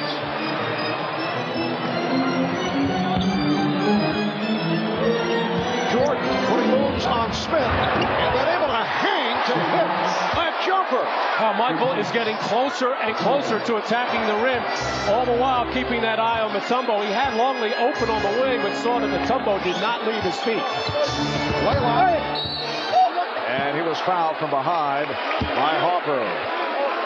Michael finding a little crease in the defense, easily getting by Steve Smith, getting up, hanging in the air, an extra second as Mutombo just never got there. But now Mookie Blaylock at the other end, finally getting to the free throw line as Michael's starting to feel like, hey, maybe I can get the hot hand in this late third quarter, early fourth quarter. But this is usually when Michael gets his rest. Both teams are over the foul limit. Talking with Phil Jackson prior to the game, we asked what will he do defending against Mookie Blaylock. The Hawks had been exploiting the Bulls on the screen and roll, working it to perfection the first 2 games, but he said Mookie can shoot himself in and out of games. I also think Ron Harper deserves a lot of credit. He has given his constant defensive attention to Blaylock, forcing him away from the middle and getting help from his teammates. Here, yes. And you can hear the Bulls contingent here at the Omni. A lot of fans rooting for the Chicago Bulls here in Atlanta. Bulls now lead 68-64 with 1:20 to go in the third quarter. Shot clock down to 6. Henderson over Caffey. Mutombo. And he's headed back to the line. Now Michael Jordan has gotten himself one in the lane here, using the high screen from Luke Longley to get himself free. Mutombo unable to get out there and show big enough, and Michael Jordan feeling it when he gets in that little home run trot backwards. You know he wants the ball every time down. But as I said earlier, this is when Michael sometimes gets his rest, that last minute and a half, 2 minutes of the third quarter, the first couple of minutes of the fourth quarter. But I doubt if Phil will give it to him right now after hitting 2 in a row. Well, Luke Longley just picked up number 5. He's replaced by Ryan Williams, played 9 minutes in the first half. Mookie Blaylock will get a rest. Eldridge Kastner returns. Luke Longley, 20 minutes, 5.6 rebounds. Did some good things in the third quarter, but he struggled at the foul line, just 1 of 6 at the line. Just under a minute to go in this third quarter. Basket will not count the foul before the shot attempt. It is on Corbin. Hawks over the limit. So Pippen to the free throw line for the first time. Well, the Bulls starting to get back into the swing of things from the free throw line, only taking 4 in the first half, have taken 9 so far in this third quarter. The problem, only making 4 of them because of the problems that Luke Longley has had from the line, and now Scottie Pippen. There's Scottie in this year's first round, scoring below his norm, and the three-point shooting way off, but the three-point shooting improved dramatically in this series so far, but not today. And Michael Jordan will get a brief rest. Randy Brown has checked in. Bulls lead by 3. 50 seconds left in the third. Ryan Williams in a battle with Dikembe Mutombo. Smith eluding Pippen. Jason Caffey with his 10th rebound. And a foul, a bump on Hancock.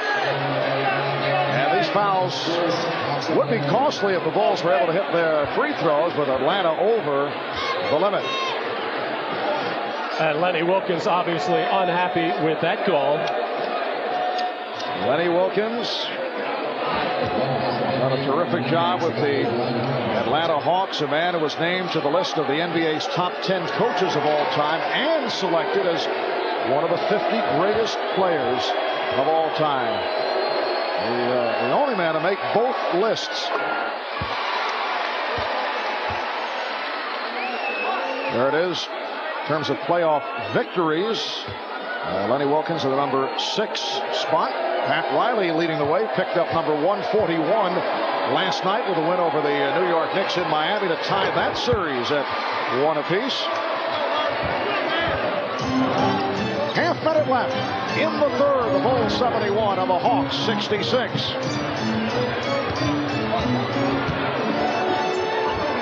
Mutombo. Nice off the handoff pass. Terrific play by Darren Hancock, who knew exactly where his teammate was, made the execution right there. Chicago by 3. Final seconds of the third. Pippen fires. And Caffey came up short. After 3, the Bulls have taken the lead after trailing by as many as 10. Michael Jordan certainly instrumental at 9 of his 19 in the third quarter, shooting 7 of 17 overall. We'll be back after these messages and a word from your local station. Well, in the third quarter, Chicago with a 25-16 advantage over Atlanta. The Hawks shot just 4 of 16 from the field in the third. The Bulls 9 of 18, and the Bulls lead by 3. Brief rest for that man. Michael Jordan sitting out right at the end of the third quarter. Overall, shooting 7 for 17. Also, 7 rebounds. And has 2 blocked shots. And Jordan now defending on Steve Smith as this fourth quarter gets underway. Tony Kukoc has returned, as has Steve Kerr and Judd Bushler. So Phil Jackson shaking things up here at the start of the fourth, but has not gone back to Dennis Rodman, who has struggled. Air ball, so it's a 24-second violation. Well, at the start of the fourth quarter in Game 2, the Bulls were trailing 76-70, and Phil Jackson took the gamble, arresting both Michael Jordan and Scottie Pippen at the same time, and it was disaster as the Bulls went down by 16. So Pippen gets a short rest there. He doesn't want those two out of the game at the same time. Violation. And apparently a problem with one of the 24-second clocks. Bob Delaney, the official at the other end, blowing the whistle to stop play after the Bulls had thrown the ball in. And they made the adjustment. 3 seconds, in fact, added to the game clock. Off the pressure, Bushler able to get it back. Steve Kerr. Michael Jordan being played by Darren Hancock, who is a good defensive player. Jordan to the crossover. Brian Williams is there. It counts and the foul. Well, Michael challenged Dikembe and was turned back, but Brian Williams put it down, and he'll go to the line. Well, what a sequence as Michael almost breaks the ankles of Hancock on the crossover, and Dikembe prides himself on the fact that Michael has never dunked on his face, and he certainly didn't get one there, and I'm sure he'll let Michael know about it at some future date. But a wise play by Brian Williams not to take anything for granted, following up right behind as Mutombo was blocking that shot. Alan Henderson called for the foul, his fourth. And the Bulls continue to have the problems at the line, but Brian Williams recaptures. Bushler open. Eluding Leitner. Passed on the shot. Kerr. George Bushler finding Steve Kerr. And the Bulls have opened up a 76-68 lead. Timeout called by the Hawks. Wow, terrific ball movement on the part of the Bulls. Just kept the ball moving. No way the defense would catch up. And this time, Steve Kerr nails the wide open jump shot.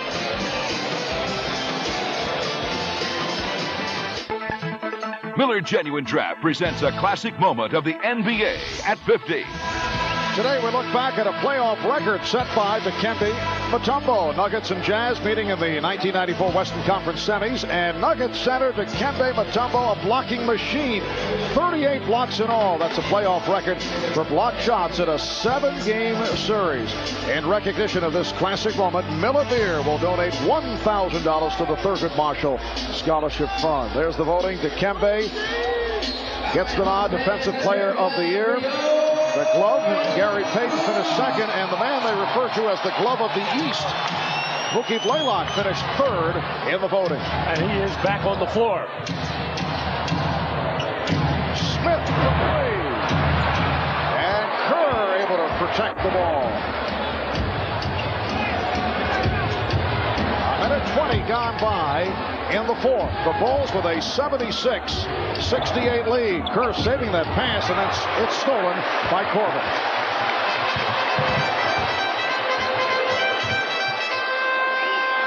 Leitner playing with 4 fouls. They double up on him. Smith got the step. Blocked from behind by Jordan. Blaylock finding Leitner. And the call, last touched by the Bulls.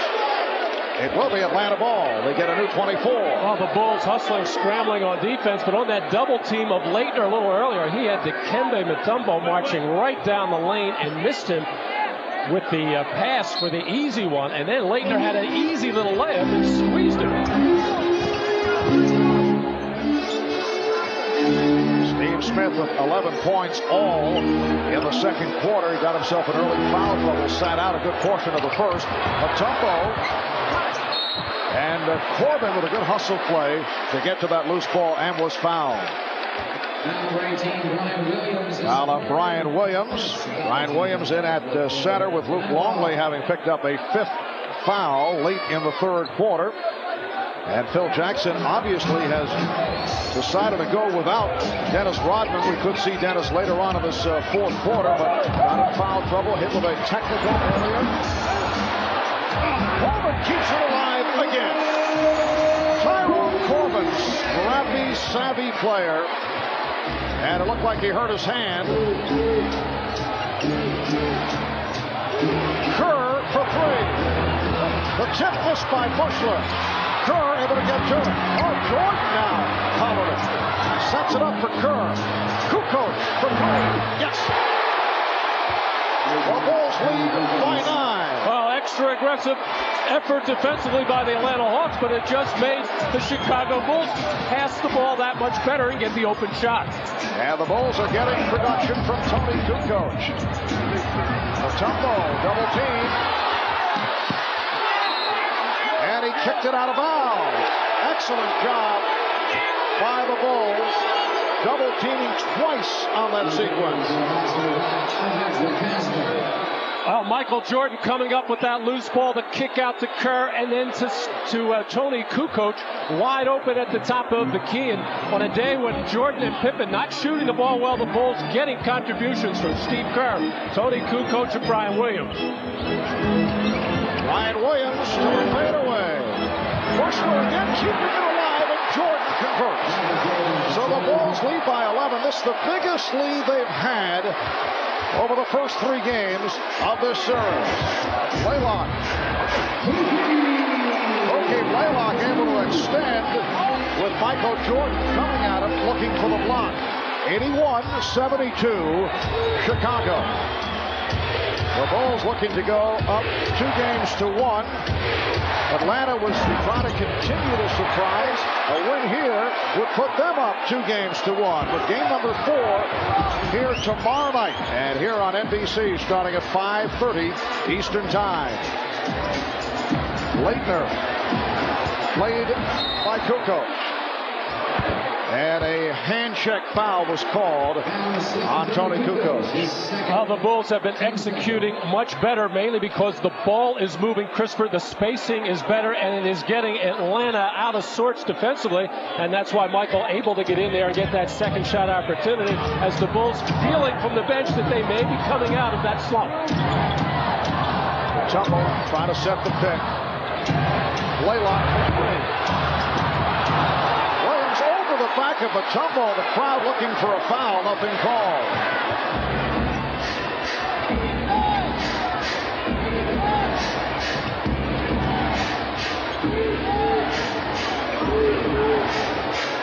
Shot clock at 7. Kerr surprised by that pass. Kukoc has to pop it.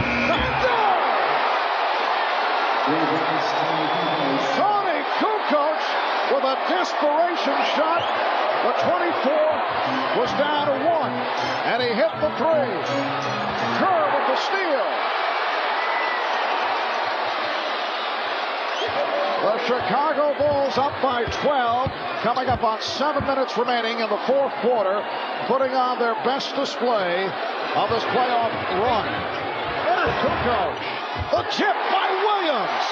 A 15-4 spurt by Chicago. And Dennis Rodman, first off the bench to greet his teammates. Timeout called by Atlanta.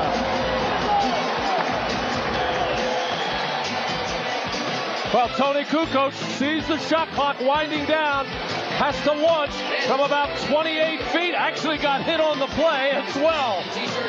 And then Kukoc saying, where's Dikembe Mutombo? Who cares? I'm taking the ball right to the basket. Doesn't get it, but once Mutombo leaves, Brian Williams cleans up. It's the Bulls by 14. We'll be right back. Hawks now are seeing the Chicago Bulls that they have become accustomed to watching and playing against these past couple of years. Bulls now lead by 14, and this is a key factor. Oh, an incredible number, 31-9, on a day when Dennis Rodman is not involved on the boards or anywhere else. But a big reason for it is Dikembe Mutombo, always looking to block shots, hits himself out of position, and that's enabling the Bulls, the best offensive rebounding team in the league, to get those second chance points. And the Bulls doing it with Chuck Bushler, who has played an important role keeping the ball alive off the boards. Tony Kukoc has had the touch. Scottie Pippen has been sitting out during the course of this run. Brian Williams has also done a good job. 6:15 remaining in the fourth quarter. Nice pass from Kukoc. Brian Williams now rejected by Dikembe Mutombo. Went for the circular route.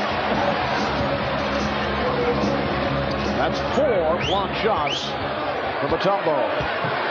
Leitner lost it.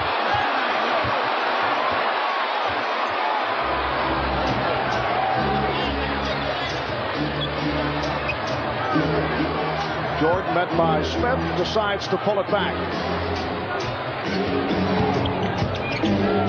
Shot clock at 7. Williams. Kukoc. Tony Kukoc with another big bucket. 5 of 7 from the field. 14 points. Well, the Hawks down by 16, and the play that has been so good to them, the pick and roll throughout this series. Here they're going to try one here, but it has been shut down effectively by Chicago. And a foul call on the Bulls. Tony Kukoc with 8 of his 14 points here in the fourth quarter. Well, shot clock winding down. Kukoc does a good job making himself available for Brian Williams, but the left-hander going to his right, all he can do is just try to twist his body and fade away. Tony Kukoc has had his problems in the playoffs. His numbers always down from the regular season, but making a major contribution in today's game and playing, of course, with that sore foot and a bad ankle. Foul on the Bulls called on Steve Kerr. Scottie Pippen has returned, as has Ron Harper. The Bulls have outscored the Hawks 17-4 here at the fourth, and it gets worse for Atlanta. Traveling violation is called. So Phil Jackson now going with Brian Williams, Tony Kukoc, Michael Jordan, Ron Harper, Scottie Pippen. 5 minutes left in the fourth.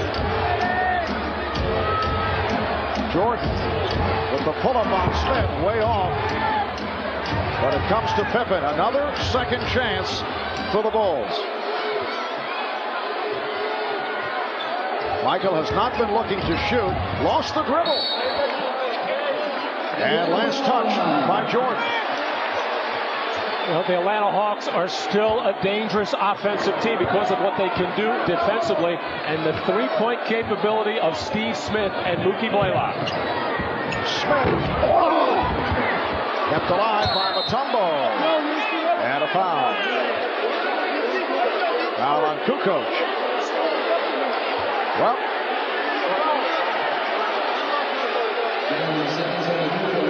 looked like words between Michael Jordan and Dikembe Mutombo. And I thought I saw when Michael went by Mutombo on that last play that he came across the face of Dikembe Mutombo, taking exception. Here it is as Mutombo inside there, getting that rebound. Kukoc wrapping him up, and Michael Jordan taking a swat, gambling on a strip. Didn't get the face, got the top of the noggin. 4:20 to go in the fourth quarter. Henry James has just checked in. Not wasting any time popping one up. He's just a notorious street shooter. Very dangerous from downtown. First time he's played today.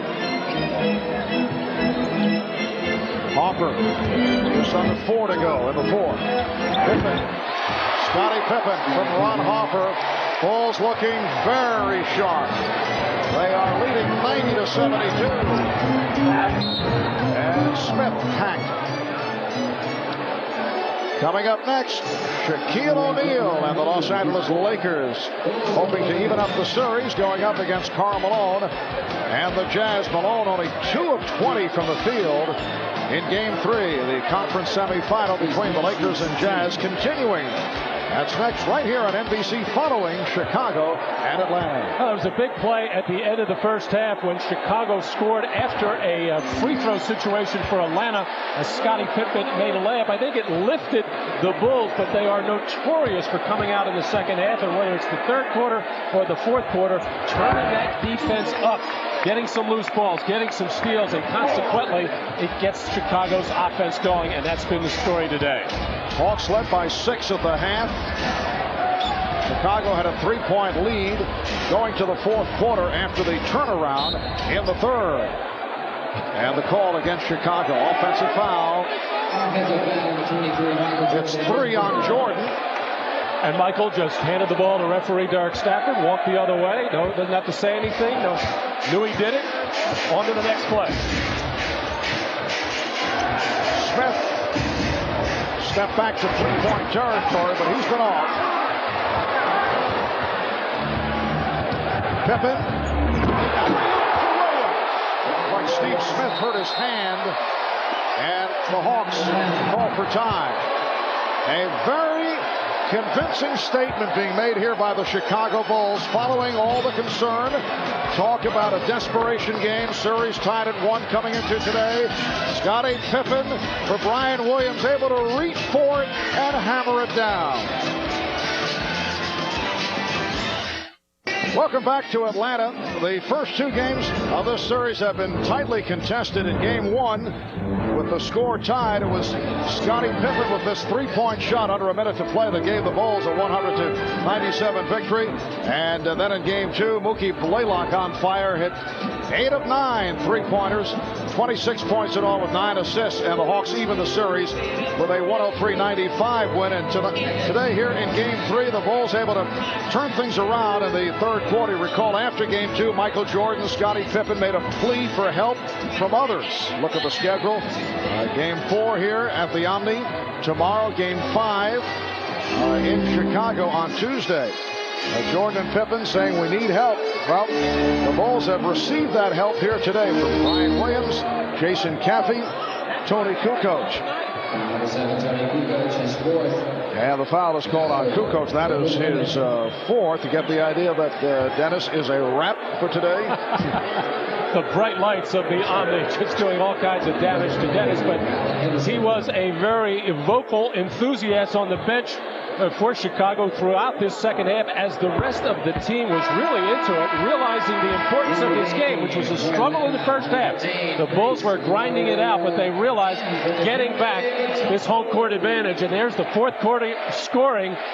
Other than Michael Jordan and Scottie Pippen, Tony Kukoc making a couple of huge threes and a little fadeaway jumper from the right side. Brian Williams playing with a bad knee, big contribution, and Steve Kerr chipping in with that 3-pointer. And then unheralded, it will not show up in the stat sheet. Judd Bushler did a tremendous job in keeping balls alive on the offensive boards. The Hawks just 6 of 29 shooting in the second half.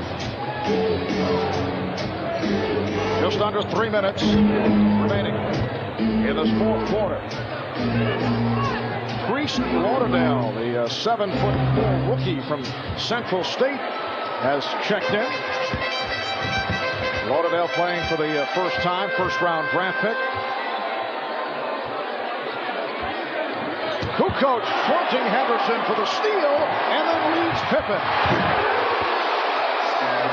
The Bulls 94 and the Hawks 76. Well, Tony Kukoc was chided in the first half by Phil Jackson, saying that Alan Henderson was killing him. Terrific play by Kukoc on that steal.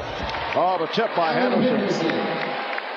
You know, as you listen to what is taking place here at the Omni, the crowd very accepting of this blowout.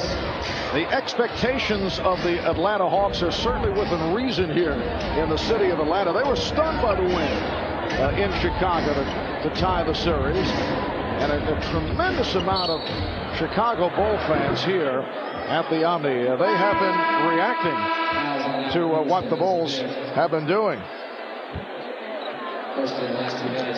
And Michael Jordan looking to a couple of people, whether it's press row or some photographers, telling him that quiet now, we are back in charge. But even if the fans here in Atlanta didn't expect much from this Atlanta Hawk team in this series, the players and the coaching staff led by Lenny Wilkins fully expect to be right in the thick of this series. Well, it will set up pivotal game 4 tomorrow here in Atlanta. With the Bulls up now 2-1. Kukoc What a game for Tony Kukoc. He now has 16 points. The Bulls now lead 96-78. John Barry on the floor for the first time. Another Hawk turnover.